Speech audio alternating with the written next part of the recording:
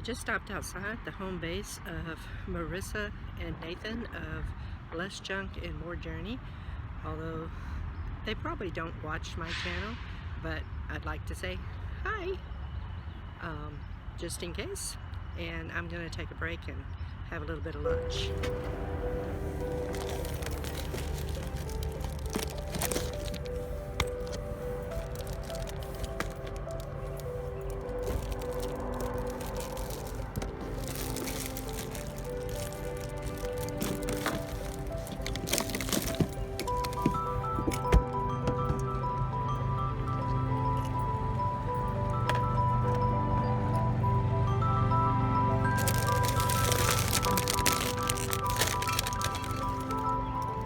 Something I just saw was a Montana fifth wheel with the door on the driver's side.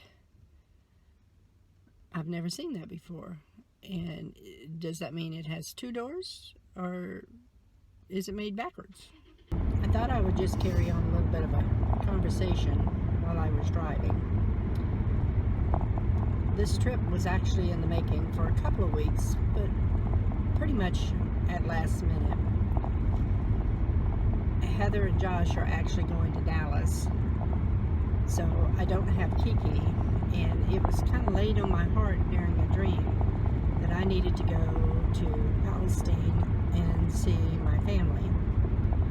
So I started making plans to go and see them. And at first I thought that, well, I'll take the motorhome, and that way I can stop and spend the night comfortably somewhere without having to get a hotel room. Then we had the hack on the pipeline, and prices went up on gas, and it was scarce, where it was going to cost me at an average right at $1,000 for my trip in the motorhome. I could have got an airplane and rented a car for that amount. So then I figured out the gas mileage with our two cars, and Booty's car gets a little better mileage than the CRV does. So I chose to take the not the CRV, the Hyundai on the trip. And I have to say, I kind of got used to the 4-4-4 plan, where you drive for 4 hours, you stay for 4 nights, and you're in by 4 o'clock. I have currently, let's see, I left at 9:30, and it is currently 2:45, and I just stopped for lunch, and I'm kind of missing that stopping for the evening.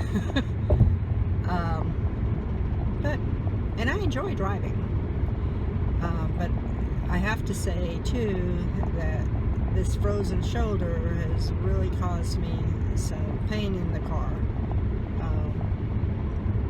I can't exercise it as often, being that I'm driving the length of time. If I stopped every hour and did my exercise, it would be okay, but I'm a little stiff.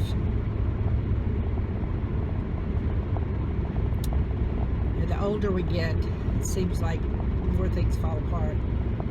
I never got sick, and I never complained about little aches and pains that I may have had. But as most of you know, a little over 3 years ago, I scared myself with a medical situation that almost closed down all of my organs, and which of course would have meant death. And I really wasn't ready to go just yet.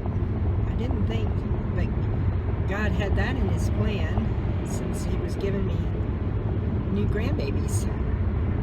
But in either case, it scared me. So now any little ache and pain, I mention it.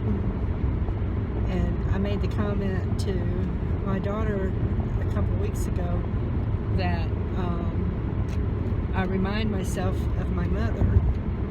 My mother got critically ill and almost died at the age of 40. But from that point on, she was a complainer, to where it was not comfortable being around her.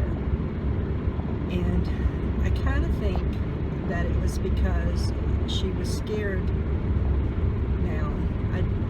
I don't think that it was just for being a complainer. I think she was scared, so anything that was happening, she wanted to express it.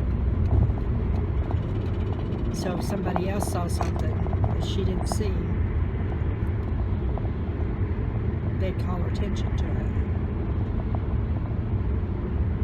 I'm sorry, I didn't see that.